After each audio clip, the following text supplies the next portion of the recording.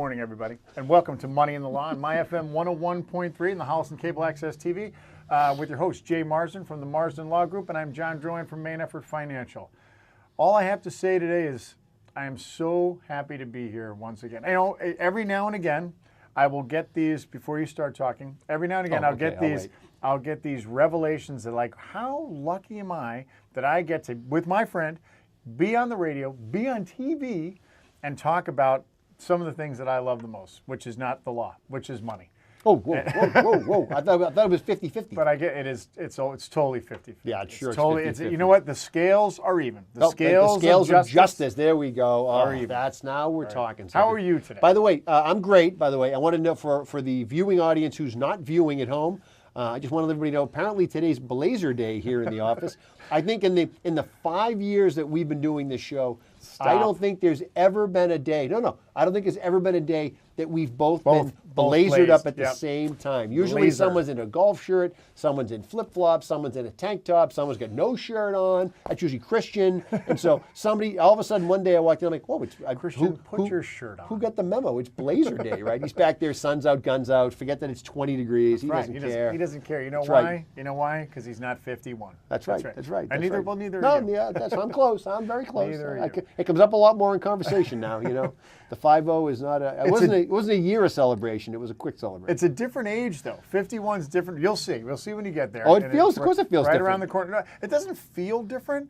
It's as much as I think it appears different to other people. When someone says, here's what I think. I think when you're 50, you think about it a lot, right? Because it's a 0 year, right? So you get to carry it all year. Turned 50 this year, so you brag about that for 365 days. You had a party, that's right? You You got some stuff. You got some glasses that say you got 50, right? And then you turn 51. It's no big deal, right? Now you're just in your 50s. Oh yeah, right. Yeah, now you're well into your 50s. Yeah.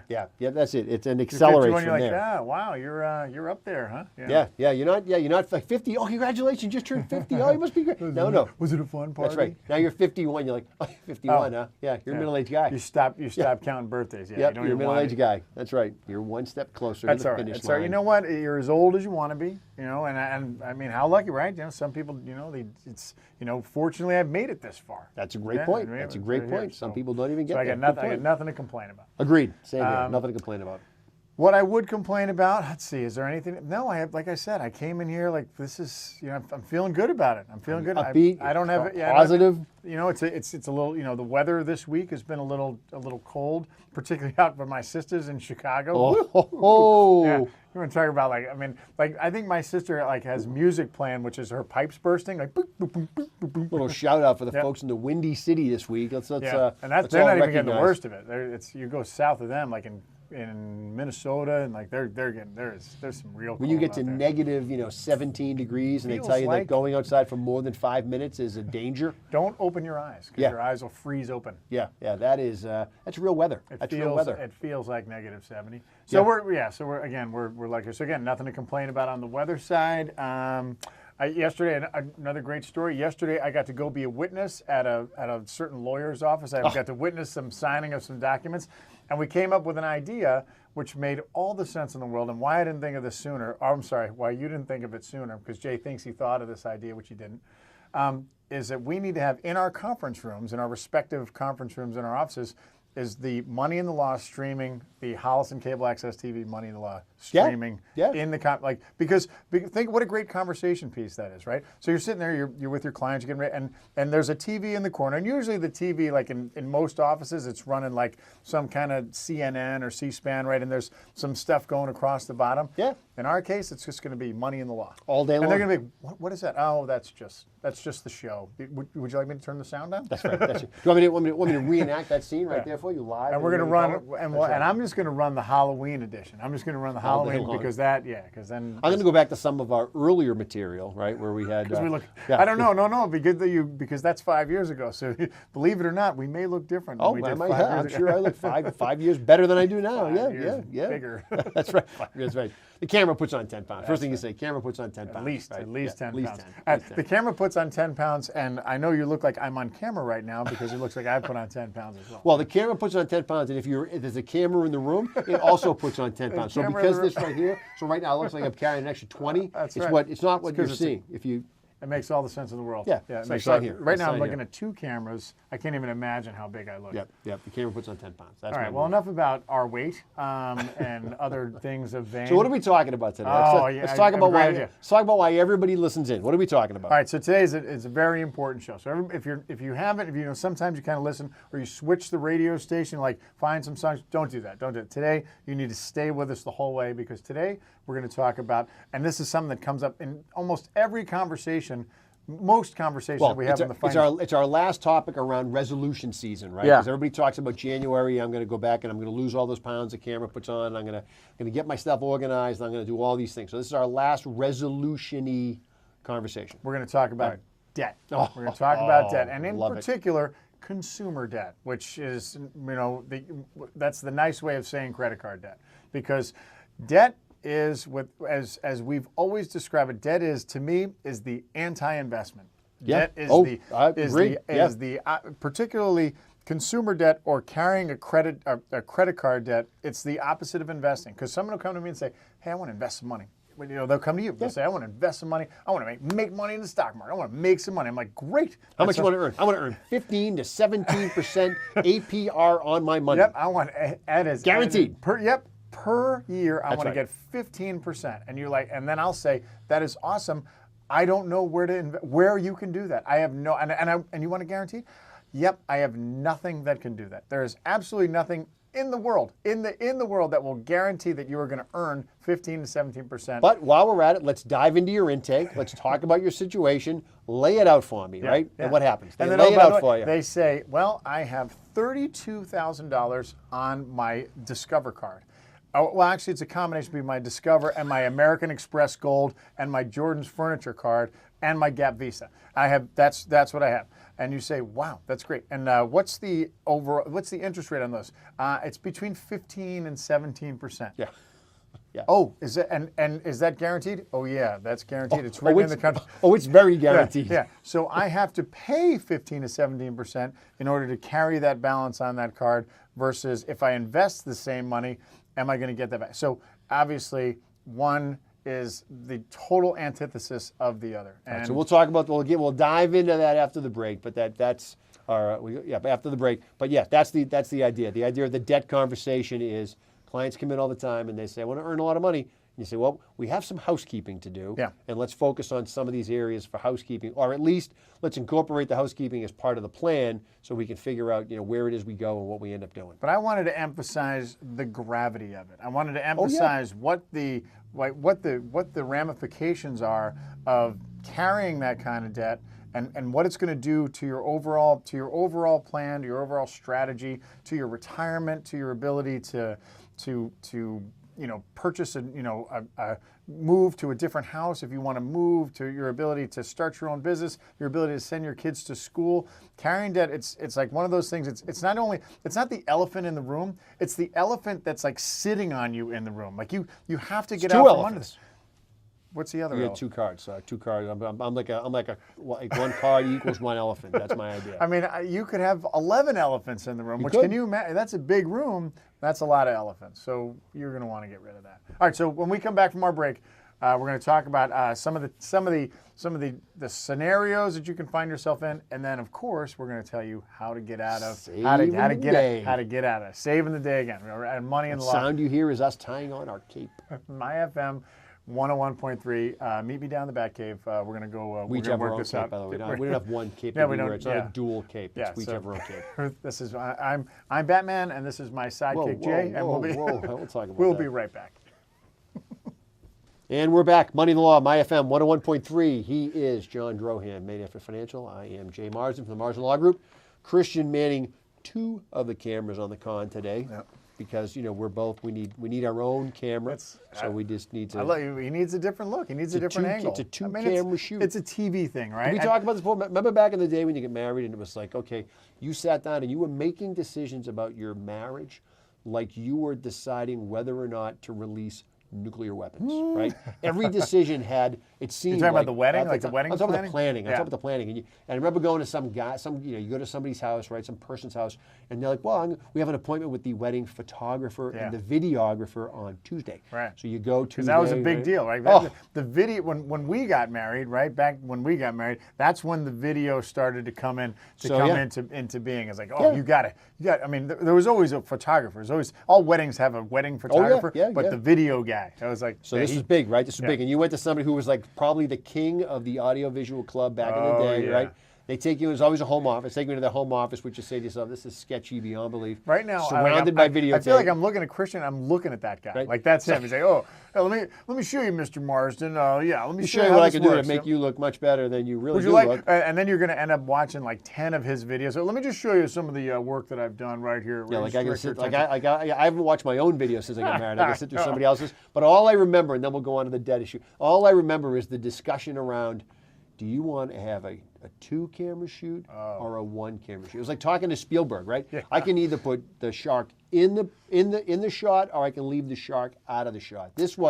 This discussion over the 2-camera shoot. If you did this at home, please chuckle along with me. It did the 2-camera, 1-camera shoot. It was like, What a difference. I was like, I mean, it is. We're capturing memories. We're What a capturing difference. for posterity's sake. I'm going to miss if I don't have a 2-camera shoot.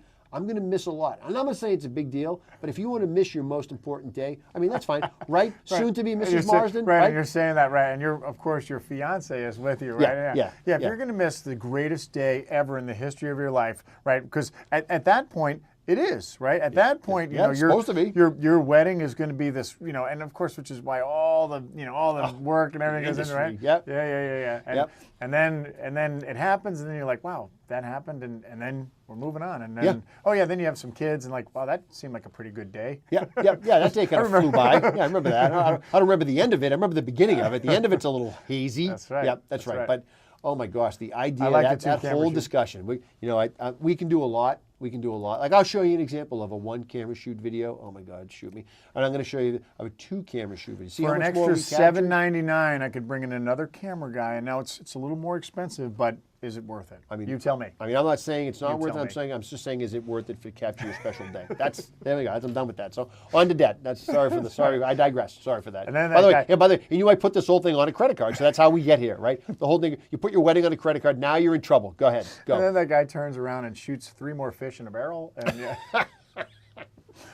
All right, so let's talk about debt. So before the break, we were saying that credit card or consumer debt is one of these things that, I mean, it happens, and Sure. and all of us kind of in kind of the era of being able to use credit cards, and I can remember when I was a kid, when I got my first credit card, it was like I had just struck gold. Like it was, like a lottery It ticket. was the greatest thing ever, right? And it was cool, right? And I got it, and I don't pay that much. Kid in extra. college. Yeah. Oh yeah. That's when they were. That's when they had talk about shooting fish in a barrel, right? Oh, yeah. You go to the bookstore to get your books, and at the end was a plastic bag, and what was filling the bottom of those plastic bags? Credit card applications, That's right? right. College credit card applications. Go ahead. So the idea of being able to not have to pay everything in cash was great. The issue is that if as we all know, if I overspend, if I spend too much, if I spend more than I make, then I'm not able to pay that credit card off. That's okay, but I'm going to have to pay a little interest on that credit card. You borrowed the money. It's going to Yep. cost me to kind of carry that. That's going to cost me to kind of stretch out the ability to pay for whatever it is that I bought with my credit card. So that's and the problem is that what happens to people who run into credit card debt is they're spending. It's not rocket science. They're spending more than they save. They're spending more than they make. And so Possibly, yeah, possibly. So the credit card debt or they're directing funds into something other than paying down the debt for whatever they bought on their card. So the issue is all of the every client, one of the questions we ask, like, are you carrying any debt? Yeah, I have $3,000 or $4,000. So I'll always say, oh, that's nothing to brag about. It's kind of in a joking way. But when someone says, oh yeah, we're $10,000, so then you start asking the questions. Okay, where did that come from? All right, so let me ask you a question before we dive into that. So do you advise, is there a number that you say, or is there not a formula so much like one 1 month's paycheck or whatever it is, but is there a number that you say, look, now we're getting into the red line zone, right? And the red line zone is obviously different for everybody, right? But to your point, somebody walks in and goes, yeah, we get a $10,000 credit card bill, and I'm going to pay it, and I have a check in the mail right now that's going to pay it off. Versus somebody who comes in and says, look, I get a $5,000 credit card bill, and it could take me 3 years to pay that off. Is there a number? Is there Well, you're right. Is there a formula? Is there a don't let it get bigger than 1 month's salary? Well, it's kind of case dependent, but it depends on what other if someone's got $50,000 in a savings account and they have $10,000 on a credit card, then I'm not concerned about that. Right. It's or if they make if their income is north of $200,000 and they have $10,000 on a credit card and they have some cash, then I'm not concerned. It's the people that say, okay, so we make combined we make about $100,000 a year. Right. We have $10,000 on a credit. We have about $3,000 in our savings account. Now that's so that like kind of anywhere from 5% north of 5% of my income of my annual income. Now we're in trouble. Okay. All right. So the 5% rule is probably the one. That's the guideline that we'd use. So if it's north of 5%, and I don't have the ability to pay it off right now, if I make a few moves, then that's when we need to start addressing that issue, and addressing it right away. Right. And just to be clear, we're differentiating. You mentioned as an example that American Express card, right? So American Express card is a charge card. So you charge that thing up over the course of a month. You get your bill, Feb 1, and it's $3,000. You're going to write a $3,000 check. Well, right? There's new American Expresses different, out there. but for the most old part, one, the old baby, it was like you get it, and then at the end of the month it's going away. But there's American Express out there that they will let you. Oh, they'll let you that. pay it. They'll let you carry it. But that's just. But the idea, we're talking about a credit card where you get a $3,000 bill at the end of the month. You might have to pay a minimum payment of $25, and then you just roll it, and then rolling it means paying a ton of money in interest. I'm sorry. Go ahead. So if we identify that somebody has credit card debt, and even if they have like a small amount of credit card debt, I will always hint. I'm like, and a lot of times you'll get that. They'll say, yeah, but I'm going to pay it off at the end of the month. Yeah, oh yeah, we pay it off every month. Or it's from we bought patio furniture. That thing will be paid off in 2 or 3 months. And I'll look at them and I'll say, okay, make sure you promise. I'm going to write it down. I'm going to write it down because of because the next conversation with us is we're going to say, well, you want to invest money. Most time people come and we want to invest money. So all right, well, if you want to invest money, that's great. But if I'm an investment that I don't know what my return is going to be, plus or minus, versus a credit card debt that I absolutely know what that cost is of carrying that debt. If I'm gonna put money in one or the other, I will err on the side of putting money to pay down that debt. Again, depending upon the situation. But that's a serious thing that needs to get taken care of quickly. Well, and I think the first question you also want to do is you want to ask the why question, right? So how, why or how, right? Like how did we get here, right? Where did it come from? What's on the card, right? And some people will tell you what's on the card: a new water heater and a transmission. No questions asked. They know exactly what's on there. Other people will say, I don't know. I have no idea. Could be 13 meals, could be 14 bar tabs, could be 10 trips to the gas station. I have no idea what's on there. I don't know why it's on there. That's a different animal, right? And you've talked about this in previous shows where you've said, look, if that's the case, if you're using your credit card as your emergency savings, we have something to fix. There's a problem, there's an inherent problem with your approach to this, and we need to figure out how do we avoid this going forward. So when you get the $1,500 transmission phone call, you have resources to pay it that don't involve borrowing at 17% to pay for it, right? That's the idea. So you're right. That's the biggest question is just that is where did this debt come from? Where so if I have if it's the other side, if the answer is I don't know, or well, it's just this and just that, or if my sister was living with us and we had to pay for this and that, and it's kind of an ambiguous answer, right? And they can't really put their finger on it. Then that's when now I have a little bit more of a problem, right? Because now what that indicates is that you may be living outside of your means. You're robbing Peter to pay Paul, and you're putting yourself in a position where the cost of whatever you deem is like what your cost for living, you're exceeding what your income is coming in, and because the credit card's there, it's enabling you to kind of carry this on, but at the expense of increasing debt and more importantly, being in a position where you're not going to be able to pay it back. You're not going to be able to pay that down anytime soon. Anytime soon. Well, and here's the other thing, and this is going to sound a little bit obvious, right? But the other thing is, you don't have to keep that credit card in your wallet, right? And I say that because people say, well, I have the credit card, it's for emergencies, no reason we use it, and that's fine. Okay, it's for emergencies. Ideally, the emergency is something that doesn't happen to you on the fly. The right? emergency, it always happens it happens on, when I'm at a rest area and, You're right. If you're using it for these type, like we used the example earlier, if the idea is, look, I need to use this to float like a major auto repair, right? You're going to know that. You're going to have some indication that that's coming, right? It's not always, I broke down on the side of the road. If you're using it for those types of major expenses, just don't keep it in your wallet, right? Yeah. Put it in your checkbook, wrap it up with the old school rubber band, and put it away. And just say, look, this way, a month or two, believe it or not, might go by without you making the problem worse, right? We're not suggesting you get rid of it. I'm not saying cut it up. I'm not saying go to those extremes.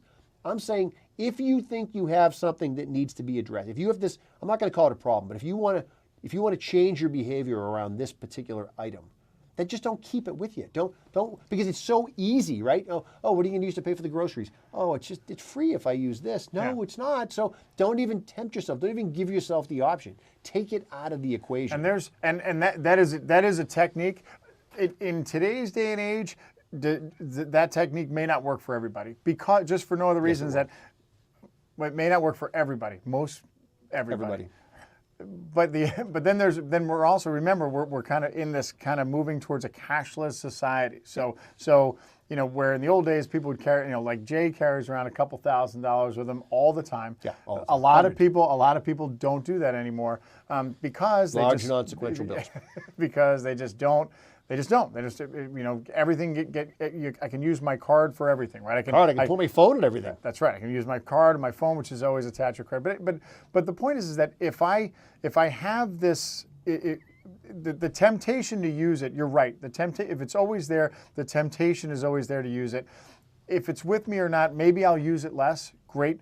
But at the end of the day, if I'm using it for things like, because that's the other thing. Where do people buy a lot of things now? They buy it online. Yeah. And they use their credit card. So if it's not in my wallet, I know where it is. It's on it's on my dresser. I can go get it, and I'm still can go to Amazon. Or better yet, Amazon already knows my credit card number. But what I'm suggesting is for people who have a debit card and they live primarily off the debit card because that's their operating account. Different animal. It's different.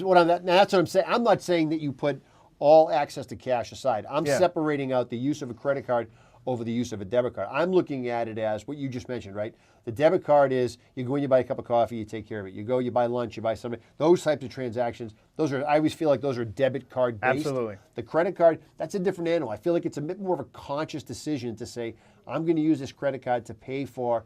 It's usually something of greater value, and in many cases, it can be, I don't want to say it always is because you talked about buying online, but it's more of a planned purchase, right? Because you say to yourself, we're going to spend some money on something that's got some gravitas to it from a price perspective. So let's use not the debit card, that's our operating account. This is something that's coming out of our, quote, what should be our savings account that we don't have because we're using our credit card. Yeah, and the other part of it is like it's not built into our budget, right? It's not built into our. So if I'm using my debit card, as Jay said, so that and that's true because a lot of people are very good at using their debit card, but. If I'm buying a $600, $1,000 new TV, that's not built into my budget, right? That's not built into my debit card cash flow, my monthly cash flow. Buy a TV, although Christian probably buys a TV every week or every month. Yeah, at least once a quarter. 4F, 5F, 4G, 5D, 4D, He's like, 5D. because he knows that stuff, right? All that stuff. So if I'm using my credit card to do something like that, that's like you said, that's more of a plan.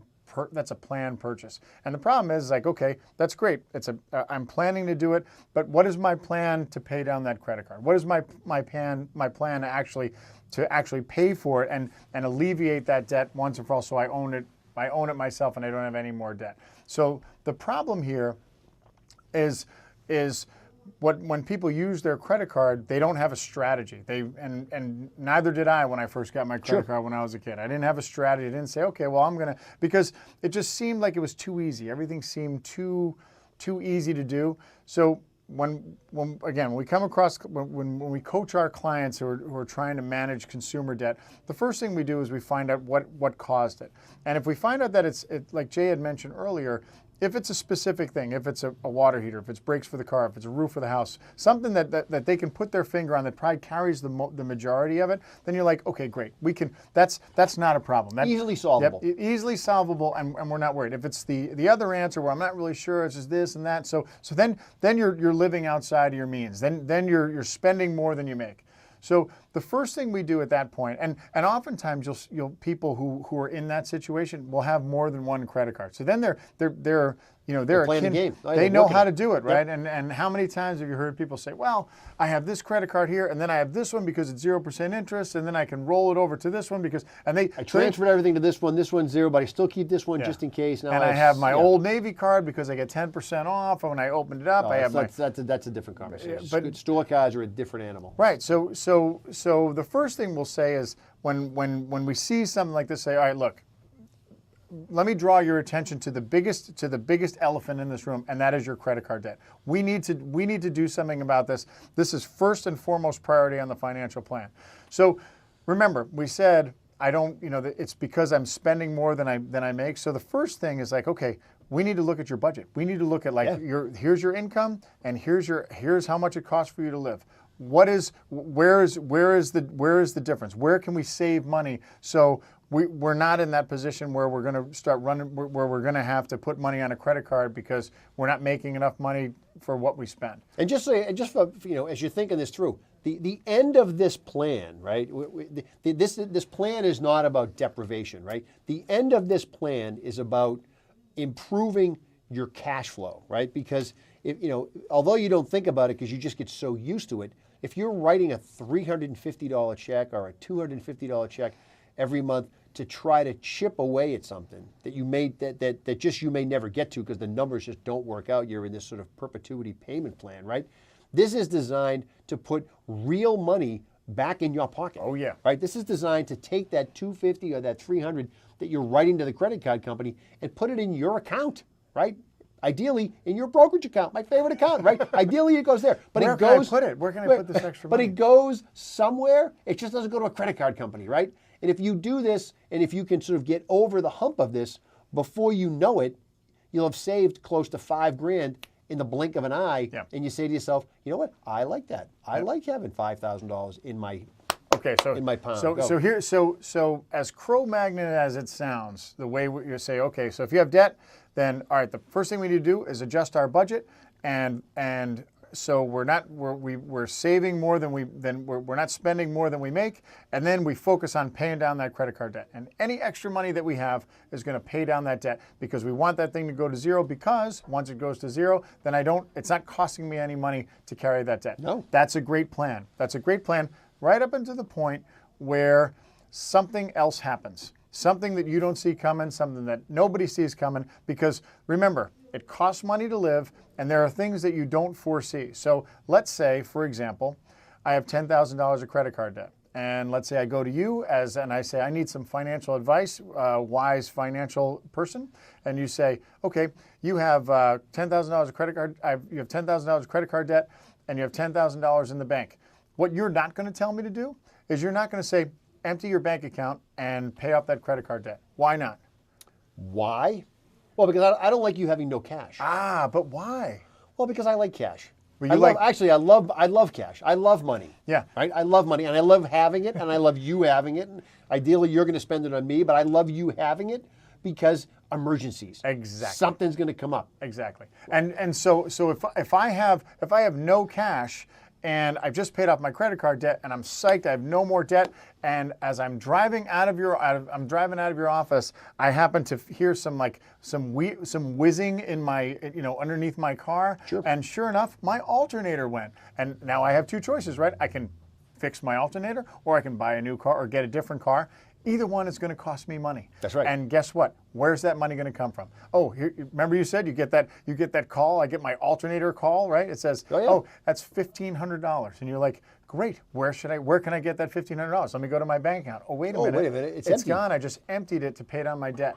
So the importance of if I do have debt from a strategic standpoint of how do I get rid of it, what we'll always coach people to do is to, if you have cash, you're gonna once you've adjusted your budget and you have the ability to save, I'm gonna do both. I'm gonna save money at the same time I'm paying down debt. To throw some money at that thing. And I'm gonna and the reason why is because the ultimate, Jay had spoken about, the ultimate goal is that we want to eliminate the debt, so therefore any cost that is associated with carrying debt goes away. But the other thing is this: we never want to go back there. No, we never absolutely want to right. go back there unless we absolutely have to. And if we can get a good enough control of our budget, then what do we get to do? Guess what? That means like we're really good. We're never in any kind of debt. We always have more money left over at the end of the month.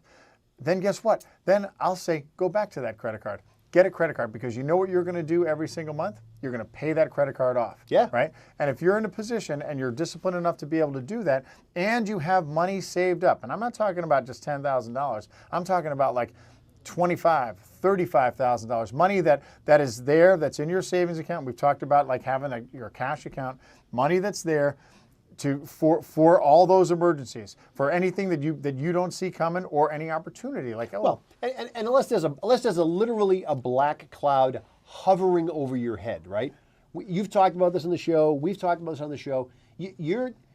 There's only going to be so many of these out of the blue, $1,200 alternator emergencies. yeah, right? but they come, right? I'm not saying they Yeah. don't happen, but to your point, if there's a number, right? If the number, like people say all the time, how much do I keep in my checking account, right? Or my savings account. Yeah. And we always operate off the assumption that you keep enough money in there to make it free, right? Because Yeah. the bank will say like, oh, if you have a $20,000 balance in your savings account, we won't charge you $60 a month for a statement that it costs us a nickel to mail you, right? So we always say that's a good number as a guideline. How much do you keep in the bank? And the reason is because if you've got 25 grand in your savings account, your companion savings account for emergencies, if the emergency comes up, you pick up your phone, you move it over, and you write the check for the alternator, done, right? But the other part is you don't need $100,000 there. You're not a gangster, right? You're not going to need, you're not going to be going to the ATM. I always say that to you. Why do you have $100,000 in your glove compartment? That's right. You're not that's a right. gangster. Yeah, covered And in then red dye. That's right. That's right. That's right.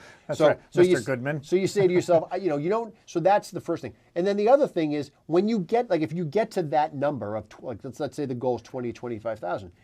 Other things that might be more expensive than an alternator, right, or more expensive than a water heater. Those are going to be things that if you had to literally break down and write a check for them, they're probably covered by insurance, right? They're going to be bigger things, right? It's going to be stuff that you're not going to have a $25,000 alternator emergency, right? Yeah. Your car might get hit. You're not in it, right? Nobody's in. Nobody gets hurt. Your car might get hit, but the insurance company is going to write you a check to replace that. So this idea, it's not always a replacement for the full value. These are for the things that come up that there's a limit to like the expenses before you get the insurance company involved. So you're not going to pay everything off. This is about these types of the 12 to you get $1,000 to death, right? That's what I tell the kids come to you and like, oh, I need money for soccer camp. Everything's $1,000, right? $1,000. I'm gonna go on the trip. Everything's $1,000.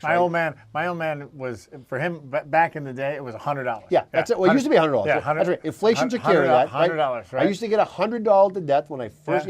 Now kids are older. Everything's $1,000. Everything costs $1,000. He would get his car fixed at Don's Getty in Brookfield, Connecticut, and he called him $100 Don. Yep, absolutely. Everything's $100. Always $100. Now it's $1,000. Everything's $1,000. So you're going to cover that. You're going to cover that, and you're going to keep saving to rebuild that. You're going to replenish that pool of money. So the next $1,200 we're not on a downward spiral. So I apologize for my digression. No, but you don't digress. That's just it. Like that's perhaps the most important, like, critical element of the whole credit card experience is that when I see somebody and because everybody's got credit cards, right? Pretty much everybody has a credit card. But if you don't have money in the bank, if you don't have money in the bank to back that up, to back the ability to use that credit card in a good way, in a positive way. I mean, don't get me wrong. I'm not saying credit cards are bad. Credit cards are extraordinarily convenient, and because of the way credit cards now, they reward you for using the credit card, and it's real money. There's real value in some of the rewards that these credit card companies give you. I'm gonna say that's cash, that savings account, that like emergency account, that opportunity account, whatever you want to call it, that bank account allows me to use my credit card and knowing full well that I have the ability to pay it off at the end of the month. Yeah. So I am not going to incur that cost of carrying debt unless I make the choice to do it. Right? Well, and you may, and again, based on the transaction, then we'll go to a quick break. You may have to use the credit card, right? Exactly. I mean, like the company might say to you, look, we just replaced a couple of water heaters in your basement, and that's $4-5 grand. Pick a number, right? And we don't, the way the business operates, right? Forget, the guy shows up whose business it is. He's not the one doing the work. Yeah. He sends 2 of his workers over. He's not saying to his 2 workers, by the way, make sure you collect $5 grand cash from the homeowner. Yeah. That's not what's happening, right? Yeah. Now the guy doesn't work himself, that's a different animal, right? Yeah. Maybe he does take $5 grand cash. But for the most part, you need the credit card because that's to your point from earlier in the show, that's the currency. That's how we work in this day and age. Right? Cash is somewhat on the path of extinction, if you will, depending on who you are. So you have to have the credit card. But then to your point, you just say, but not only do I have the credit card to pay for it, but I have the money to pay the credit card. So I'm not funding my life through this thing. So let's take a quick break. And then we'll be back, and we can talk more about debt before we. So the tease to come in from the break is what happens if I just don't have the ability to pay that credit card off? What are some of the possibilities that I can do? I knew we were going to get to the law part. I knew there was going to be a law part. A particular. Yeah, there is. You better brush up. Nice. So Jay will be able to give us all that important information when we come back on Money in the Law, My FM 101.3, Holliston Cable Access TV. Jay Marsden, John Drohan. We'll be right back. And you're back. Money in the Law, My FM 101.3. Jay Marsden, Marsden Law Group. John Drohan, Man for Financial. Christian Man in the Con.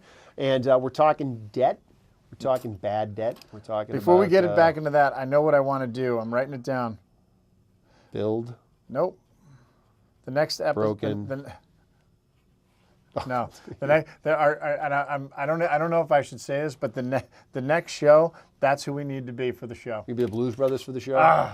It'll be the Blues Brothers episode. Oh, my God. I'm Jake. This is my brother, Elwood. Yep. We'll do a couple numbers. All day long. We can do a couple numbers, from Bob's quotes. Country Bunker. All day long. And we've talked about this before. That's one of those shows, don't watch it on TBS, right? If you can get it on, Netflix or something like that, buy it. Just watch it in its original timeless glory. Its original, unalterated, uninterrupted glory, and see the greatness that is Carrie Fisher and the greatness that is John Candy. And the greatness Dan Aykroyd. It's my favorite Dan Aykroyd movie. Yeah, that was his peak. I agree. He became kind of a character himself after that, but I agree. So before the break, we're talking about debt. And you were going to explain to everybody how, was it to magically wash it all away from a legal perspective? Because we call that bankruptcy. We got okay? And that's sounds not a fun. great solution. It's not a great solution. Not a great solution. All right, so before we get to the big B, right? Before we get to the big B, and I'm sure Jay is going to talk about what bankruptcy really, because it sounds awful, right? But sometimes it's absolutely necessary. It's absolutely necessary, and it's the right answer. But there are some consequences that come with filing for bankruptcy. So if there's a way, if there is a feasible and smart financial way to get out of that, and I'm talking like big debt. I'm talking, let's say we're talking a number, let's talk $50,000. So if someone comes to me and says, I got $50,000 in credit card debt, stop. There's nothing that you bought unless you bought a Mercedes-Benz on your credit card where it was like a one-time purchase. It was something. Now, granted, you may have been in a situation where you were out of work for a year and you ran up debt, and that could be medical debt. Could be something that's just out of the blue and for real right reasons you incurred it. Yes, exactly. So your fault, my fault, nobody's fault. You have $50,000 in debt. If it's $50,000 in debt, and and we don't know where it came from, it was just from extraneous living, then that's an issue. Then I err on the side of, look, you got to make some fundamental changes before you do anything, because you. Oh, that's a house on fire moment right there. I mean, you really, you want to. Somebody comes out with that. You everything else you push off the table and say, look, we need to solve this problem, right? And we need to solve it. And you start to examine all of the options. Are we in home equity line territory? Are we in, what are we talking here? Yeah, we're not. It's not a quick Band-Aid fix, because what's going to inevitably happen is as soon as it gets fixed and everything's great, I have no more debt, I have all this extra money, sure as the sun's coming up tomorrow, that there will be, that you will start, they'll start building up back debt again. Yeah, you really They'll need to go back know into the credit card debt. underlying cause at that point. And it could be right reasons, but there could be a lot more wrong reasons. So let's make the assumption that we've whatever the reason is, we have a plan to not go back into debt. So now we have a $50,000 debt that we have to, credit card debt we have to deal with. So first things first. If you have a number of credit cards, let's say you have a list of 5 or 3 or 4 or 5 credit cards, you line them all up and say, okay, which one is the highest interest rate? Which one is which interest rate is the highest? And those are the ones you want to target those because those are the ones you're paying the most money on. Even if I have $20,000 on one card versus $3,000 on another card, if that one's a higher interest rate, ideally I'm going to want to pay that one down first. But remember, the other side of this is the cash flow piece, right? So I have to kind of be considered my cash flow. So well, and where by the way, just just real quick from an outside perspective, where this is beneficial is because it takes a big problem and it turns it into much smaller problems, right? A series of smaller problems. Forget paying off your $50,000 credit card debt. Why don't we pay off your $7,000 17% credit card debt? So, right? but it's a plan, right? Yep. But it's all part of the plan. So we say, okay, we line up the cards. Say, okay, here's what we're dealing. Here's what we're dealing with. Okay, so and then the next thing we look at is how much money do we have? So again, if the person has, let's say the person has $15,000 in the bank, right? So that's 15 is more than 10, and you say, well, that's pretty good. That kind of keeps me in like in an emergency. I probably can deal with anything, but at the same time, I'm carrying $50,000 of debt. So I'm going to probably put that on hold, but I may come back to that. I may use some of that $15,000 for something like a small credit card, just to kind of get moving in the right direction. So let's say Jay probably has like a $1,500 Victoria's Secret card, right? So he's got that. He's got that, right? Because that's the max they'll give him, right? They're like, you come in and you say, well, I'd like a $17,000 credit limit, and they're like, no, old man, you're $1,500. You 51? Not yet. In your bracket, this is the most we'll give you. That's all you need. We have a formula. All right, so Jay's got his Victoria's Secrets card. He wants, and he's got $15,000. I'll say, look, that's the first thing we're going to pay just to move everything north. And Jay talked about, does it mean you have to cut up credit cards? There's some credit cards that you do have to cut up, right? Because the goal is I don't want to not have any credit cards, but I want to have one. And if it's me and my wife, we want to have one card, same account, right? Same account. We're just one community credit card, all right? So if I have these store cards, Victoria's Secrets, Old Navy, Home First Depot. First things like jettison. Get rid of them. Those need to go. You don't need those. And there's nothing, even with any of these benefits or the 10% discount, there's nothing that's going to make me want to use those ever again. So those got to go. All right. So first thing we look at is the cash. Okay, we have a little bit of cash. We use some of that, but we still have $49,000 or $47,500 left. Where can I get money from? You mentioned it. You briefly mentioned it. Say, okay, so if I don't want to immediately go to like, I'm just throwing my hands up in bail bankruptcy, and I don't want to borrow money like from the guys down in Providence or from my brother or from anything like that, right? What other assets do I have? Well, I have some retirement assets. I do not like touching my retirement assets. No, not for a credit card bill. Not for a credit card bill. That is away. And I've heard of people that have done it before, and they're like, oh no, because remember we tell you when you listen back yourself. That's what they tell you. Remember pay back yourself. Remember in the old 401 when our 401k show, we talked about you can take a loan off your 401k. A lot of 401ks allow you to do that. Take a loan off your 401k and you pay interest on that loan, but guess what? That interest, you pay that back to yourself. So it sounds great. Oh yeah. But what you've done, remember, just to review, what you've done is now I've taken X amount of dollars out of my 401k. That money's doesn't have the ability to earn money anymore, and it could significantly affect my retirement capability down the road. All roads lead to retirement. That's the last straw. Absolutely, it's last and then some. That's the absolute. That's the last straw, and it would have to be a very, very significant reason for me to even consider that. Yeah, not compelling. So then Jay mentioned before, what about your house? What about, because most people have like their biggest investment, one of their biggest investments is their house. And now if you kind of live in this area and you've been in your house for a while, your house value may have appreciated. Meanwhile, you've paid down some of the debt that you owe. You may have some equity in your house. And there are these things called, you got it, home equity line of credit, home equity loan. Oftentimes, people will consider this as part of a debt reducing strategy. Now, back to my point before, there's got to be a plan to make sure that you're not going to go back into that debt, because what you're going to do, if you decide to go down that road, what you're going to do is you are going to take some of the hard-earned equity out of potentially your biggest lifetime investment in order to pay down credit card debt that came from something. Well, and this is where, if you're going to go this path, I think we talked about it in the beginning, was, we want to identify the why. And this is where, because people say all the time, I'm going to get a line or a loan, right? Home equity line, home equity loan. All the line does is push the debt that you're paying off your credit card onto your house. You have the same thing. You have a minimum payment you have to make, and then you have the rest of the principal, right? So in this case, from your perspective, something we think, if this is about a plan to get to a finish line, the loan may be more attractive because it will have a finite lifespan. Yep. And you'll be done. So you'll know, the line could go on forever. The loan, you get to pay it off in 5 years, 4 years, whatever the number is, it has to be done. Yeah. And again, when you start looking at it case by case, because an equity line of credit is extraordinarily convenient, right? It's nice to have, and many people manage it extremely well. It's a great way. It's a great thing. So if I ever get one of like those big ginormous costs that I just don't see coming, or there's an opportunity, or I have kids in college and I may need to use it to, as part of my college plan, the equity line of credit is great because I'm not committed to anything. Like you said, I can kind of push it down the road. I don't have to take it all at once. I don't have to take a lump sum. Yeah. So although it's convenient, it doesn't have, it does have kind of that open-endedness about it, which could cause problems down the road. The idea, if someone's gotten themselves into this consumer debt, the idea of being able to take one, like knock it out in one shot and have that be, have some finality on it.